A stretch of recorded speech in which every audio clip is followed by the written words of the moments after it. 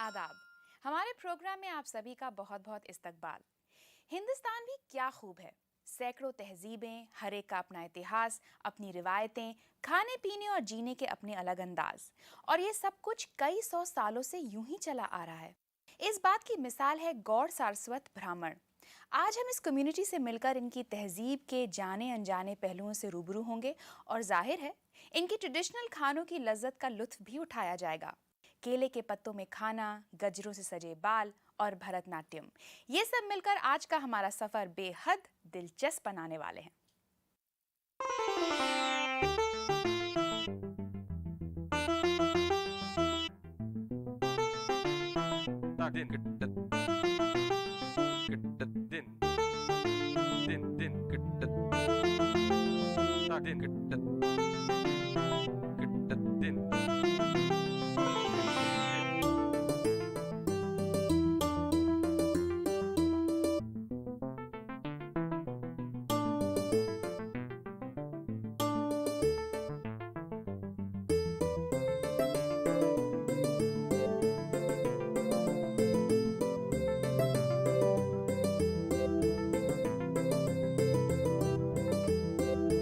अपने फन की नुमाइश और अपने रब पर एतमाद का इजहार भी, ये इबादत भी है और रिवायत भी।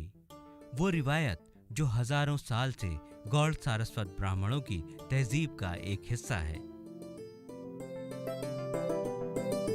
वो सरस्वती नदी के किनारे जो थे वो माइग्रेट करते करते करते साउथ को आ गए, जैसे बिहार वगैरह क्रॉस करके साउथ को आ गए, वो गोवा में सेटल हो गए। सिर्फ समाजी तौर पर ही नहीं, जाती तौर पर भी मजहब इनकी जिंदगी का जरूरी हिस्सा है। हर घर में एक मंदिर का होना लाजमी है। ये कम्युनिटी कुदरत और कुदरत की ताकतों का बेहद एहतराम करती है। ये मजहबी रिवायत आबो हवा की हिफाजत में भी मददगार है। हर घर में एक मंदिर होता है। मंदिर में इष्ट देवता, कुल देवता, ग्राम देवता और धर्मगुरु, इनका तस्वीर या मूर्ति जरूर होती है। कुदरत से इस कम्युनिटी के लगाव का असर खवातीन के साथ समार में भी दिखाई देता है। खास तौर पर फूलों से इनको बेहद मोहब्बत है। फूलों के गहनों से सजने का शौक हर उम्र की खवातीन में नजर आता है। रिवायती गहने शादीशुदा औरतों की शख्सियत का हिस्सा होते हैं। ये दारे मणि होती है, इसमें काली मणि होना जरूरी है और 2 कोरल, और ये जो पोर्शन है ये जरूरी है हमारा। ये माँ कन्यादान से पहले डालती है। ये कन्यादान के बाद हस्बैंड पहनाते हैं, इसको मंगलसूत्र बोलते हैं हम। ये जो चूड़ियाँ है ये तो मेरा बता दूं तो ये मेरे मदर इन लॉ ने दिया था। मदर इन लॉ के शादी के टाइम का होगा, ये 70-80 साल पुराना है ये, और करीब मैंने मेरी जिंदगी में 25 साल मैंने लगातार पहना है। नाजरीन, गौड़ सारस्वत ब्राह्मणों के कल्चर से जुड़े कई दिलचस्प पहलुओं को आपने जाना, लेकिन खान पान की बात के बगैर किसी भी तहजीब का जिक्र पूरा नहीं हो सकता है। कोई भी तहजीब किसी खास माहौल में अपनी शक्ल लेती है, इसीलिए इसके अपने खास जायके होते हैं। जैसे गौड़ सारस्वत ब्राह्मणों की डिशेस में आम तौर पर नारियल का इस्तेमाल किया जाता है, जो उसे एक खास फ्लेवर देता है।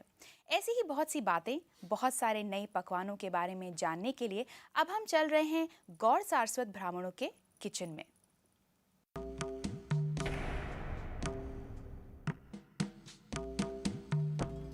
आज लता जी ने घर पर मेहमानों को बुलाया है।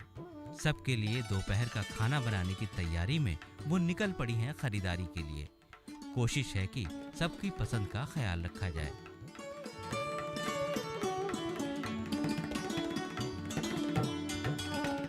आज ये खानसामाए खास बावर्ची खाने में खाना बनाने की तैयारियों में मसरूफ हो गई हैं।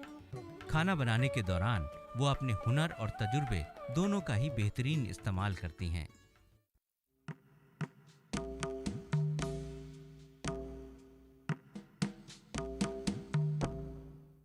ये जो मैं अभी बना रही हूँ ये पत्रड़े बोलते हैं।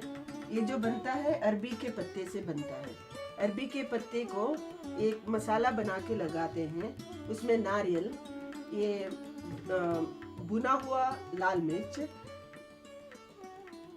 इमली और नमक डाल के पीसते हैं। फिर भिगोया हुआ चावल भी डाल के पीसते हैं उसमें। हींग लास्ट में हींग डाल के उसको ऐसे मसाला बना देते हैं। इसको हम अरबी के पत्ते के ऊपर लगा देते हैं।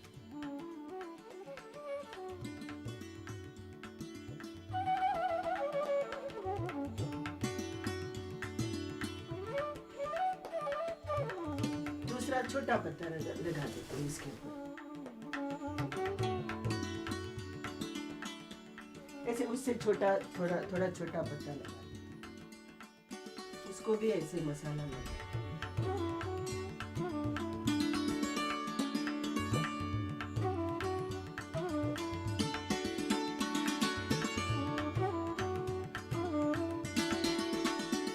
और उसके ऊपर और भी छोटा पत्ता रखते हैं।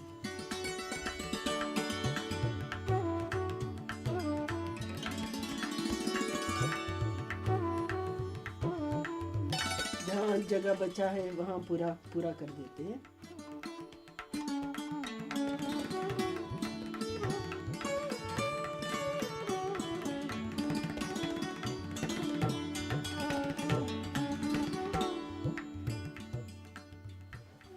उससे भी छोटा पत्ता।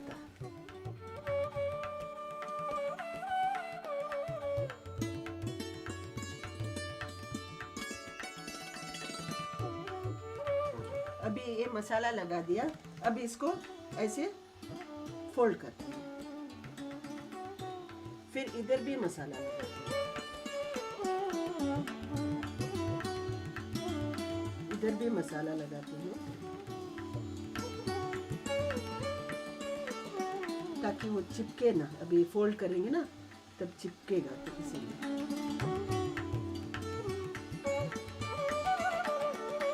फिर इसको ऐसे फोल्ड करते हैं, ये रोल करते हैं, घुमाते हैं इसको।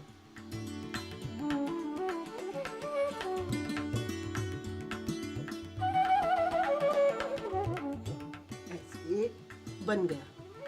अब हमारे पास एक ये है काटने वाला, इसको अड्डोली बोलते हैं।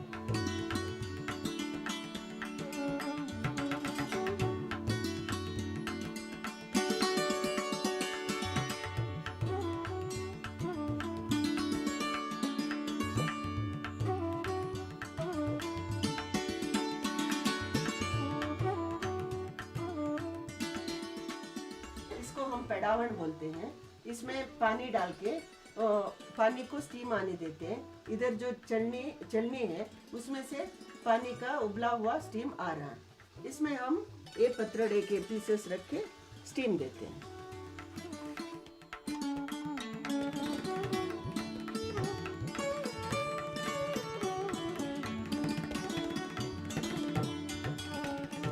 ये पतरड़े के सारे पीसेस स्टीम लगाने के लिए रखते हैं, ऐसे रखते हैं।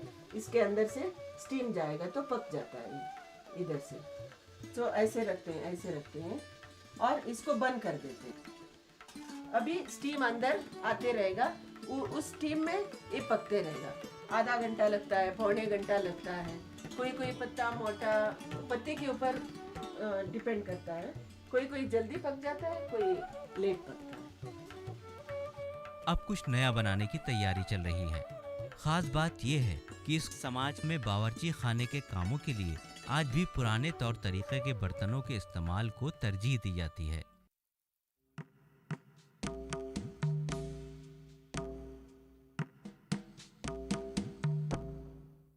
ये जो मैं बना रही हूँ अवरेंगशी, अवरे मतलब ये एक तरीके का दाल है, साउथ में मिलता है। अवरो बोलते हैं इसको। अवरा घशी बना रही हूँ। ये अवरे जो है रात को ही हम पानी में भिगो देते हैं। भिगो के ये बड़ा हो जाता है। इसको अभी उबालने के बाद ये अवरा ऐसा लगेगा। इसको नमक भी डाल के रखा है। ये कटहल है, आधा पोर्शन ऐसे काट के हम साफ करके ऐसे काटते हैं। उसको भी बॉईल करके नमक डाल के रखा है।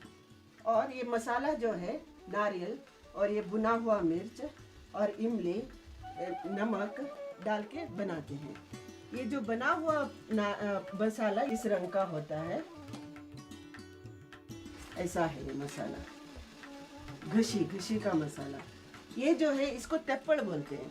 ये हरा वाला सुखा के ये तेप्पड़ ऐसे बनता है। इसमें काला बीज भी होता है। बीज नहीं खाते हैं हम, बीज फेंक दिया। और ये तेप्पड़ को पानी में भिगो के रखते हैं। ये वाला पानी जब लास्ट उबाल में तब डालते हैं। अब ये मसाला उबल गया। मसाला तो बाद में भी उबाल सकते हैं, सारे चीज़ डाल के उबाल सकते हैं। अब मसाला में ये अवरो जो बॉईल करा है और नमक डाला है ना, ये नारियल के मसाले में ये उबला हुआ अवरो ये कुकर में ही पकाना पड़ता है। कम से कम 5-6 विसिल देना पड़ता है इसको।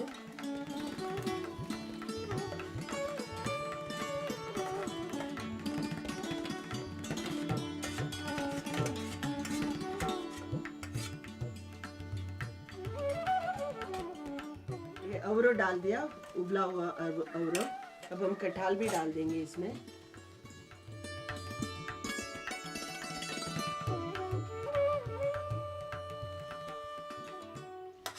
इसको भी नमक डाल के रखा है, तो डाल के ये भी कुकर में पकाना पड़ता है। साथ साथ भी रख सकते हैं, लेकिन अवरो ज़्यादा देर लेता है, इसलिए इसको अलग से बॉईल कर सकते हैं कम देर में।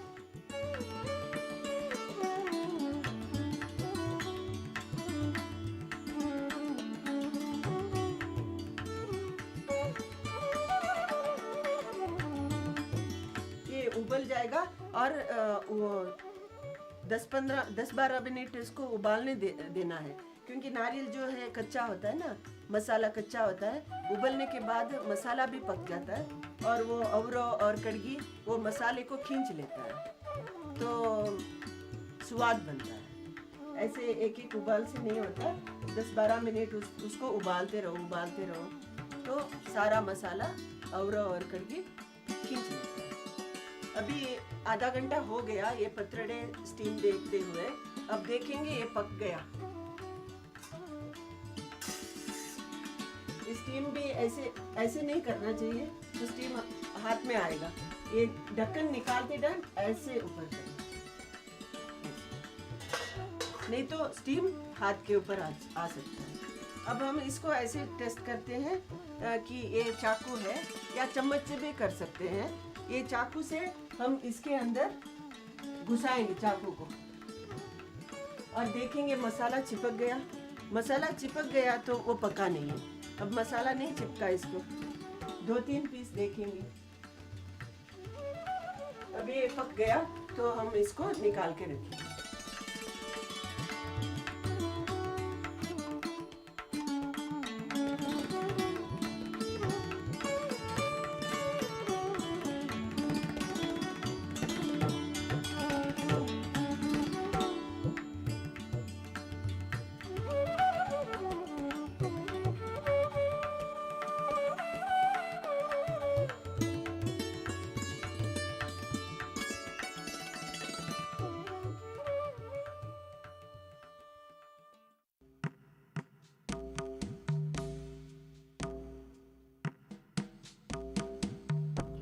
अभी मैं तेंडले बिब्बा उपकरी बनाने जा रही हूँ।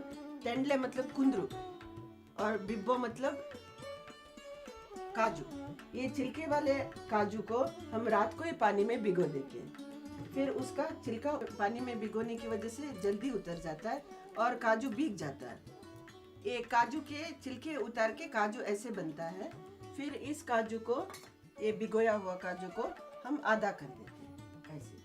तेंडले बिब्बा उपकरी के लिए नारियल का तेल डाल रही हूँ, उसमें सरसों, फिर ये कच्चा लाल मिर्च इसको भुना नहीं है, इसको भून के फिर कुंदरू और हाफ बॉइल्ड काजू डाल के उसको पकाते हैं, नमक डाल के पका देते हैं।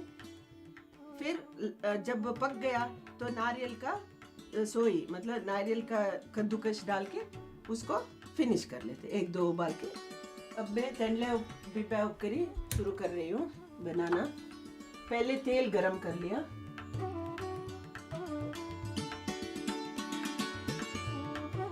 तेल अच्छा गरम होने के बाद सरसों डालते हैं। ठीक ठाक गरम होना चाहिए, बहुत ये भी नहीं। अब तेल गरम हो गया, सरसों डालते हैं। सरसों डालने से वो फट जाता है ये। तो आग कम करना चाहिए। फिर ये लाल मिर्च ऐसे काट के ये थोड़ा डालते हैं। इस कम्युनिटी के खाने लजीज होने के अलावा सेहत के लिए बेइंतहा फायदेमंद होते हैं। लोहे के बर्तनों के इस्तेमाल से बदन की आयरन की जरूरत पूरी हो जाती है।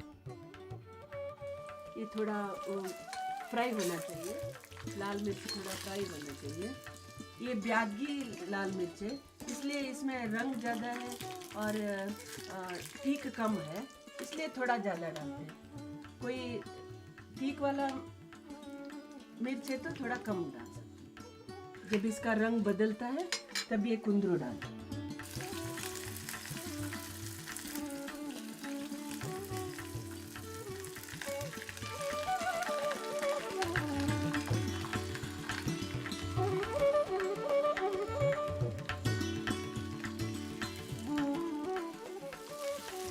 फिर इसको हिला के नमक डाल के पानी डाल के पकाना।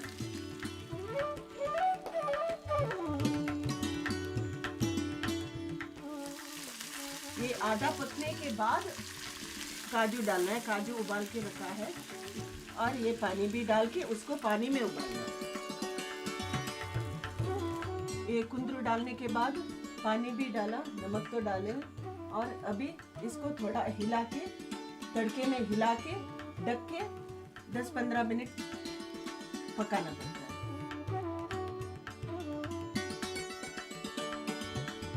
अभी ये टिंडोले ऑलमोस्ट पक ही गया। ये आधा पका हुआ काजू डाल के इसको थोड़ा पकाएंगे। तो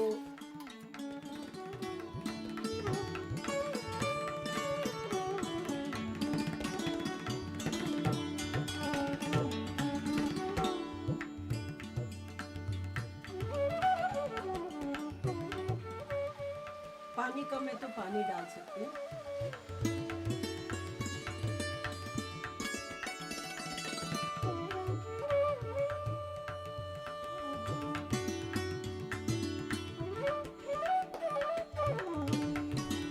अभी ये काजू भी डाला, थोड़ा सा पानी भी डाला पकने के लिए। अब इसको थोड़ी देर ढक के रखने से ये पूरा पक जाता है। कुंदरू भी, काजू। अभी तो ये पक गया, ये पक गया। इसको नारियल का सोई, ये नारियल, इस उपकरी को नारियल का कद्दूकस सोई डाल के 1-2 उबाल देती हूँ। खाली नारियल डाल के ऑफ करने से खराब होने का चांसेस होते हैं थोड़े घंटे के बाद। ये तो हमारे त्योहार में भी बनता है, बहुत मान्यता है इस उपकरी को। ये टेंडले बिब्बे उपकरी अब बन गया।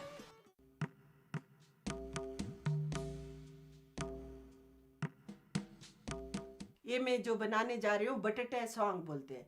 ये हमारे कोंकणी कम्युनिटी में बहुत मशहूर है और बनाने को भी आसान है, खाने को भी स्वाद है। बटेटे सॉन्ग में तेल, नारियल तेल डाल सकते हैं, नहीं तो रिफाइंड भी डाल सकते हैं। और प्याज के टुकड़े हैं। ये उबला हुआ आलू को छिलका उतार के काट के रखा है और ये इमली पानी में भिगो के रखा है। उसका खाली पानी निकालेंगे, इमली निचोड़ के फेंक देंगे। ये नमक है, ये लाल मिर्च का पाउडर है। इतनी चीज़ों से ये बटेटे सॉन्ग बनेगा।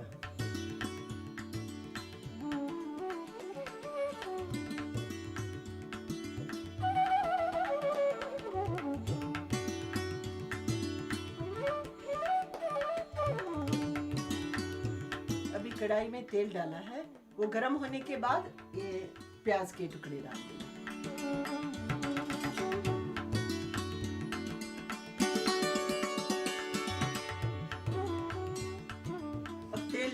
गरम हो गया, प्याज के टुकड़े डाल।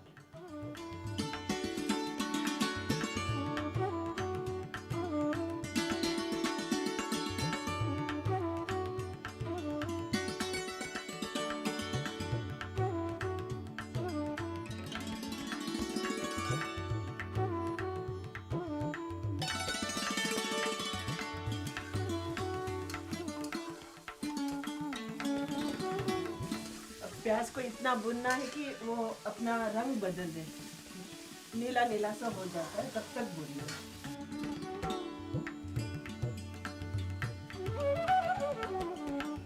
अब ये प्याज जितना चाहिए उतना फ्राई हो चुका है। अब हम इसको लाल मिर्च पाउडर डाल के थोड़ा फ्राई करेंगे।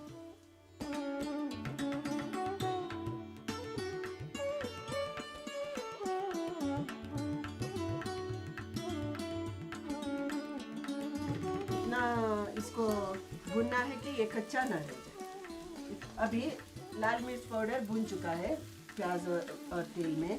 अब हम इमली का पानी डाल देंगे, इमली निचोड़ के फेंक के इमली का पानी।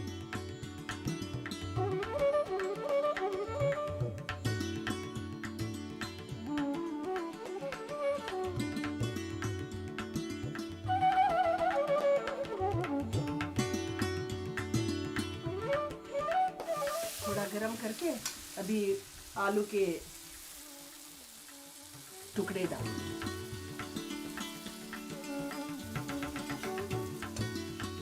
ये उबला हुआ आलू के टुकड़े हैं।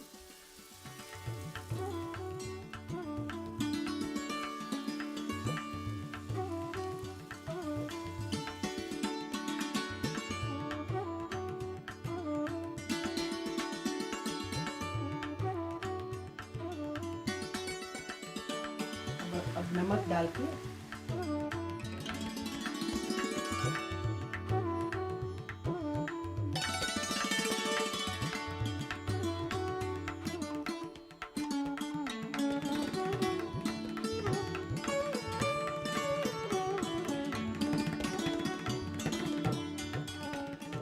इसको अच्छी तरह से मिला के थोड़ी देर पकाएंगे। पकने का कुछ नहीं है, ये नमक मिर्च इसको और इमली का असर आलू के ऊपर पड़े तब तक इसको गरम करेंगे।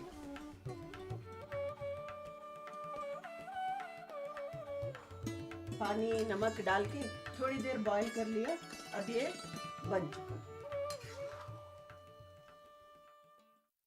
पथराडोस, भाप में पके अरबी के पत्ते। पथराडोस बनाने की तरकीब। इसके लिए आपको चाहिए हरा अरबी पत्ता 5, ताज़ा नारियल 3/4 कप, अरहर या मूंग की दाल 1/4 कप, चावल 1 चम्मच, तली लाल मिर्च 1, लाल मिर्च 4 से 5, हल्दी आधा चम्मच, नारियल का तेल और नमक जायके के मुताबिक। बनाने की तरकीब कुछ इस तरह है। अरहर की दाल को आधे घंटे के लिए भिगो कर रख दें। इसको नारियल, चावल, हल्दी और नमक के साथ बिना पानी के पीस लें या मिक्सी में ग्राइंड कर लें। अरबी की पत्ती की मोटी नसों को हटा लें। पत्ती को फैलाकर पिसे मसाले की एक परत बराबर से लगा दें। इस पर एक और अरबी का पत्ता रखें और मसाला लगा दें। इस तरह सभी पत्तों को एक के ऊपर एक रखकर मसाला लगा लें। इसको लपेटकर एक तेज चाकू से छोटे गोल टुकड़ों में काट लें। कटे हुए टुकड़ों को भाप देने वाले बर्तन में कायदे से रख दें। इसको 15 मिनट तक भाप दें। पथराडोस तैयार है। इसको नारियल के तेल के साथ खाने वालों को पेश करें। अवरो कदगी गाशी, कटहल की सब्जी। अवरो कदगी गाशी के लिए आपको चाहिए हरा कच्चा कटहल 1 कटोरा, कद्दूकश किया नारियल 3/4 कप, मेथी आधा चम्मच, सरसों आधा चम्मच, लाल मिर्च 2 से 3, हल्दी 1/4 चम्मच, कोकम का पानी पसंद के मुताबिक और करी पत्ता। बनाने की तरकीब। तेल गर्म करें और इसमें मेथी के दानों को तल लें। इसको नारियल, लाल मिर्च और हल्दी के साथ पीसकर पेस्ट बना लें। 1 चम्मच तेल गर्म करें और उसमें सरसों डाल दें। इसके फटने पर इसमें करी पत्ता डालें। इसमें कटहल डालकर कुछ मिनट तक फ्राई कर लें। पिसा मसाला मिला दें और थोड़ा सा पानी छिड़क दें। धीमी आंच पर तकरीबन 20 मिनट तक पकाएं। इसमें नमक मिला लें। अवरो कदगी गाशी खाने के लिए तैयार है। टेंडली बिब्बे उपकरी, नारियल के साथ काजू की सब्जी। टेंडली बिब्बे उपकरी के लिए आपको चाहिए बिब्बे यानी भीगे काजू 25, कद्दूकश किया हुआ नारियल 2 चम्मच, लाल मिर्च 2 चम्मच, तेल या रिफाइंड 3 चम्मच, सरसों आधा चम्मच। बनाने की तरकीब। थोड़े पानी में काजुओं को रात भर के लिए भिगो दें। अगर काजू छिलकेदार हैं तो इसका छिलका उतार लें। काजुओं को 2 हिस्से में फाड़ लें। एक बर्तन में काजुओं को थोड़े पानी में 8 से 10 मिनट तक पका लें। एक दूसरे छोटे पैन में तेल गर्म करें। इसमें सरसों डाल दें। जब सरसों फटने लगे तो इसको आंच से हटा लें। इसको पके हुए काजुओं में मिला दें। इसमें कद्दूकश किया हुआ नारियल और नमक मिला दें।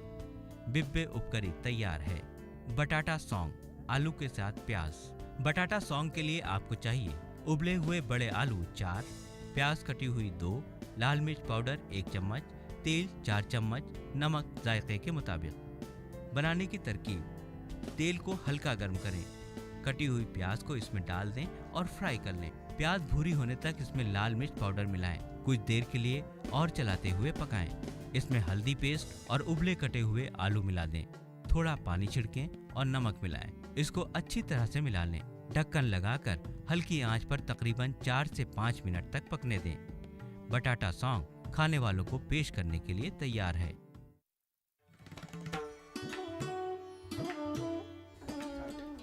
ये मेरे पतिदेव हैं, कुंबले लक्ष्मी नारायण नायक इनका नाम है।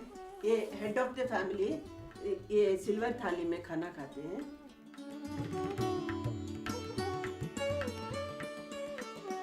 खाना तैयार होकर रस्मी तरीके से सज गया है। इस समाज के लोग जमीन में पटरे पर बैठकर केले के पत्तों में खाना पसंद करते हैं।